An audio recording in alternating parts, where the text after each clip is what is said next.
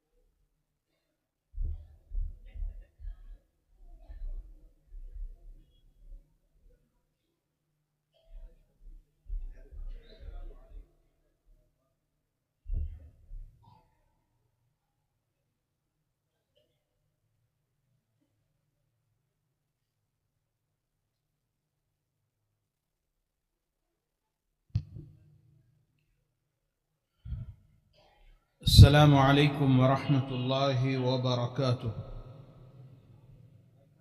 بسم اللہ الرحمن الرحیم۔ الحمد للہ حمدا کثیرا طیبا مبارکا فیہ۔ آگے بڑھ لیجئے، تھوڑا سا آگے آپ حضرات، ادھر جو جگہ خالی ہے اس کو پر کر لیں، آگے بڑھ لیں، تھوڑا آگے بڑھ لیں، بعد میں مہمان ہیں ان کو تکلیف نہ ہو، پیچھے آرام سے وہ بیٹھ سکیں۔ آ جائیں بھائی، تھوڑی سی حرکت۔ پیچھے بعد حضرات ٹیک لگائے ہوئے، وہ کہے سوچ رہے ہیں کیوں چھوڑ دیں اپنی ٹیک کو، पढ़ लीजिए बहरहाल जी أشهد माशाअल्लाह। أشهد أن لا إله إلا الله وحده لا شريك له وأشهد أن سيدنا وسندنا محمدا عبده ورسوله الذي أرسله بالحق بشيرا ونذيرا وداعيا إلى الله بإذنه وسراجا منيرا صلى الله تعالى عليه وعلى آله وأصحابه وأزواجه وذرياته وأهل بيته أجمعين وبارك وسلم تسليما كثيرا كثيرا. أما بعد فأعوذ بالله من الشيطان الرجيم. بسم الله الرحمن الرحيم. إنما يخشى الله من عباده العلماء. صدق الله العظيم. وقال النبي صلى الله عليه وسلم: إن لله أهلين من الناس. قيل من هم يا رسول الله؟ قال رسول الله صلى الله عليه وسلم: أهل القرآن أهل الله وخاصته، أو كما قال صلى الله عليه وسلم. صدر محترم، اسٹیج پر جلوہ افروز علماء کرام، دانشوران قوم و ملت، میرے محترم بزرگوں، دوستوں، عزیزوں،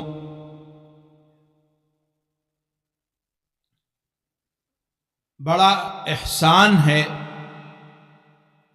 امت پر اور خصوصاً اس قصبے کے اور اطراف کے اور پورے شہر کے لوگوں پر ان علماء کرام کا کہ جو مدرسے کے سالانہ جلسے کے عنوان پر یا کسی اور موقع پر ہندوستان کے بڑے بڑے علماء، مائناز علماء، بڑے بڑے اساتذہ، بڑے اداروں کے ذمہ دار ان کو یہ ہمارے سامنے پیش کر دیتے ہیں، جن کی زیارت کے لیے ہمیں لمبا سفر کرنا پڑے، جن سے ملاقات شاید ممکن ہی نہ ہو، لیکن اس ادارے کے ذمہ دار حضرت مولانا جاوید اقبال صاحب ندوی مد ظلہ العالی، اور اسی طرح حضرت مولانا عاصم اقبال صاحب ندوی دام ظلہ، اور اس ادارے کے دوسرے ذمہ دار، یہ سارے حضرات ان تمام اکابر کو، ان تمام علماء کو آپ کے سامنے لا کر پیش کر دیتے ہیں، اور ان کے قدم کا ہمارے علاقوں میں پڑنا، آپ یہ یقین جانیے کہ اس زمین سے، اس علاقے سے بدعات و رسومات کا ختم ہونا اور دین کی ہواؤں کو، فضاؤں کو اللہ تعالی قائم کر دیتا ہے۔ یہ جو آج ہر طرف ایمان والے نظر آ رہے ہیں، مسلمان چلتے پھرتے نظر آ رہے ہیں، یہ کرتا پیجامہ اور شرعی لباس پہننے والے جو نظر آ رہے ہیں، یقیناً یہ ان علماء کی آمد اور ان کی توجہات کا نتیجہ ہے۔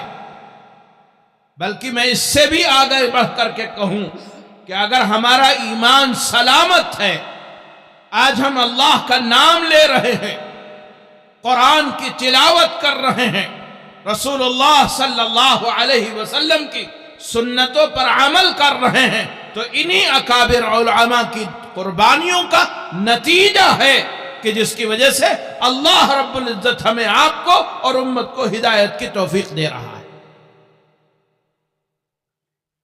میرے دوستوں، میرے بزرگوں، ان علماء کی قدر کرو، ان مدارس کی قدر کرو، اور اس میں پڑھنے والے طلباء، پلنے والے بچوں کی قدر کرو۔ یہ ایک بچہ ہوتا ہے، ایک لڑکا ہوتا ہے، لیکن جب وہ کسی مدرسے سے جڑتا ہے، کسی ادارے سے جڑتا ہے، تو اس کو ایک خاص نسبت حاصل ہو جاتی۔ وہ نسبت اللہ کے رسول صلی اللہ علیہ وسلم نے فرمائی کہ یہ نسبت اس کو حاصل ہے۔ میں نے حدیث آپ کے سامنے پڑھی، رسول اللہ صلی اللہ علیہ وسلم نے فرمایا، منتخب حدیث میں حضرت مولانا یوسف صاحب رحمت اللہ علیہ نے اس حدیث کو نقل کیا، ان للہ اہلین من الناس، یقیناً لوگوں میں سے بعض ایسے ہوتے ہیں کہ جو اللہ کے گھر والے ہیں۔ عجیب بات ہے، اللہ کا بھی کوئی گھر والا ہے۔ قرآن میں ہم پڑھتے ہیں، حضور کے پاس لوگ آئے اور انہوں نے پوچھا کہ اللہ کا حسب و نسب کیا ہے، تمہارے رب کا حسب و نسب کیا ہے؟ اللہ تعالیٰ نے قرآن نازل فرمایا، قل هو اللہ احد، اے محمد صلی اللہ علیہ وسلم آپ فرما دیجئے کہ اللہ ایک ہے۔ اللہ الصمد، آپ بتا دیجئے کہ اللہ بے نیاز ہے۔ لم یلد ولم یولد، نہ اس کے کوئی ماں باپ ہے، نہ اس کی کوئی اولاد ہے۔ ولم یکن لہ کفوا احد، اور اس کے برابر تو کوئی ہے ہی نہیں۔ لیکن رسول اللہ صلی اللہ علیہ وسلم فرما رہے حدیث پاک میں، ان للہ اہلین من الناس، لوگوں میں سے کچھ لوگ ایسے ہیں جو اللہ کے گھر والے ہیں۔ صحابہ نے پوچھا، اے اللہ کے نبی، اے اللہ کے رسول، آپ ہمیں بتا دیجئے اللہ کے گھر والے کون؟ صحابہ کے اندر جستجو ہوئی، طلب ہوئی کہ ہمیں یہ بھی معلوم ہو جائے کہ اللہ کے گھر والے کون؟ اللہ کے رسول صلی اللہ علیہ وسلم نے فرمایا، اہل القرآن ہم اہل القرآن اہل اللہ وخاصتہ، یہ قرآن کریم کے پڑھنے پڑھانے والے، یہ قرآن کریم کے سیکھنے سکھانے والے، یہ قرآن کریم کے سمجھنے اور سمجھانے والے، یہ قرآن کریم کی تلاوت کرنے والے، جن کا دن رات اس کے سیکھنے میں، اس کی اشاعت میں لگتا ہے، کوئی یاد کر رہا ہے، کوئی حفظ کر رہا ہے، کوئی حفظ کرا رہا ہے، یہ ہیں اللہ کے گھر والے۔ ہم اہل القرآن اہل اللہ وخاصتہ، یہ اللہ کے کلام کو پڑھنے پڑھانے والے، یہ اللہ کے گھر والے ہیں، یہ اس کے خاص لوگ ہیں۔ یہ نسبت ان کو حاصل ہے، اور یہ نسبت بڑی نسبت ہے، یہ نسبت معمولی نسبت نہیں ہے، یہ نسبت انتہائی عظیم ہے۔ اللہ بڑا ہے، اللہ کا کلام بڑا ہے، وَلَذِكْرُ اللَّهِ أَكْبَرُ، اللہ کا ذکر، اللہ کا کلام بہت عظیم اور بہت بڑا ہے، اور جس کی نسبت اس سے جڑتی ہے وہ بھی عظیم ہو جاتا ہے۔ یہ نسبت ان کو حاصل ہے جو مدارس میں پڑھنے والے طلباء، ان کا مقام اللہ کے ہاں بڑا بلند ہے۔ اللہ کے رسول صلی اللہ علیہ وسلم کے حدیث ہے کہ ان کا قدم اٹھانا اتنا مبارک کہ اللہ کے رسول صلی اللہ علیہ وسلم نے فرمایا کہ ان کا قدم اٹھانا، اور جب وہ قدم زمین پر رکھتے ہیں تو فرشتے اپنے پروں کو بچھا دیتے ہیں، اور یہ فرشتے، اللہ کا حکم ہے کہ تمہارے پروں پر ان کا پیر پڑے، زمین پر ان کا پیر نہ پڑے۔ ان کا قدم اٹھانا انتہائی مقدس۔ بڑے خوش نصیب ہیں وہ لوگ، بڑے خوش نصیب ہیں وہ لوگ، بڑے سعادت مند ہیں بڑے خوشبخت ہیں وہ لوگ، اور ہزار مرتبہ ان کو مبارکباد جن کے طلباء، جن کی اولادیں مدارس میں پڑھ رہی ہیں، جن کی اولادیں قرآن کے حافظ بن نہیں ہیں یا قرآن کریم کے حافظ بن گئی۔ میرے دوستوں، میرے بزرگوں، سوچو، آرزو کرو، تمنا کرو، دعائیں مانگو، اور ان علماء سے محبت کرو، ان کی قدر کرو، اور اللہ سے دعا کرو، اے اللہ ہمارے گھروں میں، ہمارے خاندانوں میں، ہماری اولادوں میں اہل علم اور علماء اور حفاظ پیدا کر دیجئے۔ اس کی دعائیں کرو، تمنائیں کرو، اور علماء سے محبت کرو۔ اگر آپ علماء سے محبت کریں گے، ان کی عزت، ان کا احترام، ان کا ادب کریں گے، دل میں سچی محبت ہو، کسی اور مقصد کے لیے نہ ہو، اگر دل میں سچی محبت ہے تو یقین جانو آپ کی آنے والی نسلوں میں علماء پیدا ہوں گے۔ اور اگر ان علماء سے آپ کے دل کے اندر بغض ہو گیا اور شیطان نے حسد پیدا کر دیا تو یقین جانو کہ خطرہ ہے کہ ایمان پر خاتمہ ہوئے۔ خطرہ ہے اس بات کا خطرہ ہے کہ ایمان پر خاتمہ نہ ہو، ایمان سے محروم ہو کر کے دنیا سے جائے۔ اللہ ہم سب کا حفاظت فرمائے۔ اگر ایمان ہمارے پاس نہ رہا اور اعتبار خاتمے کا ہوتا ہے، پوری زندگی اللہ اللہ کرتے گزر گئی، نمازوں عبادتوں میں گزر گئی، لیکن ہم نے دنیا میں کوئی ایسی بات کہی تھی، کسی علماء کے ساتھ ہم نے بدسلوکی کی تھی، خطرہ ہے ایمان پر ہم باقی نہ رہے اور ہم دنیا سے رخصت ہوں تو کفر بکتے ہوئے یہاں سے چلے جائیں۔ لیکن اگر علماء سے سچی محبت ہے تو یقین جانو اللہ رب العزت ایسا حشر فرمائیں گے کہ دنیا سے جاتے وقت زبان پر کلمہ ہوگا اور اللہ کی گواہی دیتے ہوئے دنیا سے رخصت۔ بے شمار واقعات ہیں اس کے، بے شمار واقعات ہیں جنہوں نے علماء کے ساتھ بدسلوکی کی، ان کا حال یہی ہوا۔ اور علماء کے صبر اور تحمل کا امتحان نہیں لینا چاہیے۔ اگر کوئی کسی عالم کی برائی و بدگوئی کرتا ہو تو سمجھ لو کہ وہ خطرے میں ہے، کب اللہ کی پکڑ اس کے اوپر آ جائے۔ اور کسی عارف نے یہ بات کہی ہے کہ جب اللہ تعالیٰ کسی قوم کو ہلاک کرنا چاہتے ہیں تو اس کو علماء کی بدگوئی میں لگا دیتے ہیں، علماء کی برائی میں لگا دیتے ہیں۔ اس لیے میرے دوستوں، میرے بزرگوں، اپنے دلوں کو ہر طرف سے صاف رکھو، ہر جانب سے صاف رکھو، ہر عالم کی طرف سے پاکیزہ رکھو۔ اگر تمہارا دل صاف رہے گا تو یقین جانو اللہ رب العزت دنیا ہی میں جنت کا مزہ عطا فرمائے۔ آج مسلمان حسد و کینہ میں تباہ ہوتا جا رہا، بغض اس کے دل میں، کینہ اس کے دل میں، حسد اس کے دل میں جمع ہوا ہے، اور اسی پر وہ عمل کر رہا ہے، سازشیں کر رہا ہے، ایک دوسرے کو نیچا دکھانے کی کوشش کر رہا ہے۔ واقعہ بہت مشہور ہے حیات الصحابہ میں، حضرت مولانا یوسف صاحب رحمۃ اللہ علیہ نے نقل کیا ہے۔ ایک صحابی رضی اللہ عنہ اللہ کے رسول صلی اللہ علیہ وسلم کی مجلس میں آتے ہیں، اور ان کی آمد سے پہلے ہی آپ صلی اللہ علیہ وسلم فرماتے ہیں کہ ابھی ایک شخص مسجد میں آئیں گے، وہ جنتی ہیں۔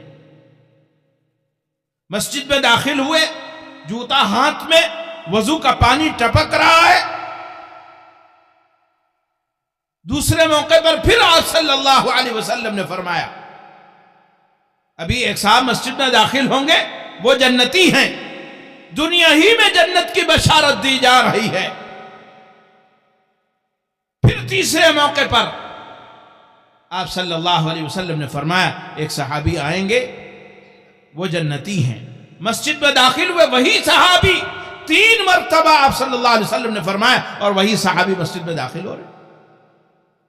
ایک دوسرے صحابی نے کہا کہ میں ذرا ان کے ساتھ رہتا ہوں اور دیکھتا ہوں کہ ان کے اعمال کیا ہیں، ہم بھی وہی اعمال کر لیں کہ ہمیں بھی جنت مل جائے، دنیا میں جنت کی بشارت مل جائے۔ یہ صحابہ جستجو میں رہتے تھے۔ وہ دنیا کا نفع نہیں دیکھتے تھے، وہ آخرت کا نفع دیکھتے تھے۔ ہمارا مزاج دنیا کا نفع کا ہے، آخرت کے نفع کا نہیں ہے۔ مسائل وراثت کے مسائل ہیں، آپ کہہ کے دیکھیے بھائی سے، اس ذمہ دار سے جو وارثین میں سب سے بڑا ہے، مال تقسیم نہیں کر رہا۔ ایک صاحب کا انتقال ہو گیا، ان کے بیٹوں سے میں نے کہا کہ بھائی وراثت تقسیم کرو، اپنے بھائیوں کو اپنی بہنوں کو حصہ دو۔ تو وہ کہنے لگے کیسا حصہ؟ ہم نے کہا جو حصہ قرآن نے بیان کیا وہ حصہ۔ میں نے سمجھاتے ہوئے ان سے کہا کہ اگر آپ یہاں نہیں دیں گے تو آخرت پہ دینا پڑے گا۔ تو انہوں نے کہا پھر آخرت ہی میں لے لیں گے وہ۔ یہ جرأت ہے ہماری۔ اچھے اچھے دیندار گھرانے کو لے لیجئے، وراثت کے معاملے میں انتہائی کمزور۔ میرے دوستوں، میرے بزرگوں، اگر ہم نے وراثت تقسیم نہ کی تو غصب کا گناہ ہمارے اوپر پڑے گا، ڈکیتی کا گناہ پڑے گا جو ڈکیتی کا گناہ۔ یہ بات ضمناً میں نے عرض کر دی، یہ ہمارا مزاج ہے، اور صحابہ کا مزاج تھا کہ ہمیں کیسے جنت کی بشارت دنیا میں مل جائے اور آخرت میں یقین ہو جائے۔ آپ صلی اللہ علیہ وسلم فرما رہے ہیں صحابی سے، خوش ہو کر کہ تم کو کچھ مانگ لو جو مانگنا ہو، میں اللہ سے دعا کر دوں اللہ تعالیٰ تمہیں وہ چیز عطا فرما دے۔ صحابی کہہ رہے ہیں ہمیں تو جنت میں آپ کا ساتھ چاہیے۔ کوئی دنیا نہیں طلب کر رہا ہے، بلکہ دنیا سے اپنے آپ کو بچاتے ہیں۔ ایک صحابی گئے ان کے پاس اور بہانے سے ایک بات کہی کہ میری بیوی کا جھگڑا ہو گیا، میں 3 دن آپ کے ساتھ رہنا چاہتا ہوں۔ 3 دن ساتھ میں رہے، دیکھا کہ جن کو جنت، جن کے بارے میں حضور فرما رہے ہیں کہ یہ جنتی ہیں، رات عشاء کی نماز پڑھ کے سوتے ہیں اور رات بھر سوتے ہیں، اٹھ کر فجر پڑھتے ہیں، تہجد بھی نہیں پڑھتے۔ 3 دن تک دیکھتے رہے اور 3 دن کے بعد کہنے لگے کہ کرتے کراتے تو کچھ ہے نہیں، جنتی ہیں۔ جب وہ جانے لگے انہوں نے کہا کہ میری بیوی سے کوئی جھگڑا نہیں ہوا۔ 3 دن تک حضور نے فرمایا کہ ایک صحابی آئیں گے جنتی ہے، آپ جائے۔ میں نے سوچا کہ آپ کے اعمال دیکھوں کہ آپ کون سا عمل کرتے ہیں، میں بھی وہ عمل کروں، جنتی بن جاؤں۔ انہوں نے کہا کہ میرا کوئی خاص عمل نہیں ہے، یہی عمل ہے جو تم نے دیکھا ہے۔ لیکن جب وہ جانے لگے تو ان کو بلایا اور بلا کر کے کہا کہ بس بات یہ ہے کہ روزانہ جب شام کو ہم اپنے بستر پر پہنچتے ہیں، سب کی طرف سے اپنے دل کو صاف کر لیتے ہیں، اور اگر کسی سے کوئی چوک ہوئی ہوتی ہے تو ہم اس کو معاف کر دیتے ہیں، اپنا دل صاف کر لیتے ہیں۔ ان صحابی نے کہا بس یہی بات ہے جس کی وجہ سے اللہ کے رسول صلی اللہ علیہ وسلم آپ کے بارے میں فرما رہے ہیں کہ آپ جنتی ہیں۔ اگر ہم اپنے دلوں کو صاف کر لیں، عام مسلمانوں کی طرف سے صاف کر لیں، اور خاص کر علماء اہل علم کی طرف سے صاف کر لیں، ان کو دیکھ کر ہماری آنکھیں ٹھنڈی ہونے لگے، دل کو سکون ملنے لگے، یقین جانو آپ کو بھی جنت کا مزہ دنیا ہی میں ملنے لگے گا۔ اور اگر علماء کو دیکھ کر آپ کی پیشانی پر بل پڑ جاتا ہے تو سمجھ لو کہ ہمارا ایمان خطرے میں ہے۔ ان علماء کی قدر کرو، طلباء کی قدر کرو، حفاظ کی قدر کرو، ان کا جو مقام ہے ساری دنیا اس کا بدل نہیں بن سکتی، ساری دنیا ان کے لیے ان کا بدل نہیں بن سکتی۔ سمندر کی مچھلیاں ان کے لیے دعائیں کرتی ہیں، جنگلی جانور ان کے لیے دعا کرتے ہیں، اور یہ اللہ کے محبوب بندے ہوتے ہیں۔ کسی عالم اور کسی اہل علم کا آپ کوئی عمل دیکھیں کہ وہ سنت کے خلاف ہے، ہو سکتا ہے کہ آپ کی سمجھ میں نہ آ رہا ہو، آپ اس کے لیے دعا کریں، لیکن اللہ ہمیں معاف فرمائے کبھی اس کے لیے اس کے بارے میں کوئی غلط تبصرہ نہ کرنا، اس لیے کہ یہ اہل علم اللہ تعالیٰ ان کو آزماتا ہے اور توبہ کی توفیق دیتا، لیکن ان کے بارے میں ہمارا کچھ کہنا ہمارے لیے ایمان خطرے میں ڈالنا۔ اس لیے میرے دوستوں، میرے بزرگوں، ان مدارس کی قدر کرو، ان علماء کرام کی قدر کرو۔ میں نے شروع میں یہ بات عرض کی کہ یہ محسن ہیں ہمارے آپ کے، یہ محسن ہیں ہمارے آپ کے، کہ بڑے بڑے علماء کو لا کر آپ کے سامنے پیش کر دیتے ہیں کہ جو ہم میں سے شاید ہی کسی کی ہمت و جرأت ہو کہ ان بڑے علماء کے پاس جائے۔ گزشتہ سال حاضری ہوئی تھی حضرت مولانا جعفر حسنی صاحب رحمت اللہ تعالی علیہ، زبان کو دل قبول کرنے کو تیار نہیں ہے کہ وہ ہمارے درمیان موجود نہیں ہے۔ امت کا کتنا بڑا نقصان ہوا۔ اللہ بہرحال جو کرتا ہے بہتر کرتا ہے، لیکن دل میں درد ہے کہ اللہ رب العزت نے جو کیا یقیناً ہمارے لیے بہتر ہے، لیکن امت کا بڑا نقصان ہوتا ہوا نظر آ رہا ہے۔ اللہ تعالیٰ نے ان کی جگہ پر جن کو ذمہ داری سونپی ہے اور جن کو مقام بلند عطا فرمائے وہ حضرت تشریف لائے ہیں۔ میں تو حضرت مولانا جاوید اقبال صاحب، مولانا آصف اقبال صاحب کا انتہائی شکر گزار ہوں کہ ان حضرات کے ذریعے سے ان سے ملاقات کا شرف ہمیں بھی حاصل ہوا۔ کتنے خوش نصیب ہیں کہ ایسے کتنے بزرگوں کو آپ نے دیکھا ان کی مجھ سے ملاقات کی۔ اللہ رب العزت ہم سب کو ان تمام حضرات کی قدر کرنے کی توفیق عطا فرمائے، اور ہمیں بھی توفیق عطا فرمائے کہ ہم اپنے بچوں کو عالم اور حافظ بنائیں اور علماء کے صف میں ان کو کھڑا کریں۔ اللہ تعالی ہم سب کو عمل کی توفیق عطا فرمائے۔ وآخر دعوانا الحمدللہ رب العالمین۔